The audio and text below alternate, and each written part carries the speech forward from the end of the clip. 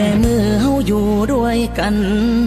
น้องสำคัญกับอายกว่าไผสัญญากันไว้พร้อมมือได้เฮาสิจัดงานแต่งอายฮักเจ้าฮักแห้งแพงหลายอายยอมตายแทนได้เดล่ะบ่เชื่อเลยว่าเฮาสิมาห่างกันก่อนแต่งบอกได้บ่เหตุผลของเจ้าหักสองเฮามันยังขาดบ่อนใดที่อยู่กับอายน้องนั้นย่านอายพาไปกิน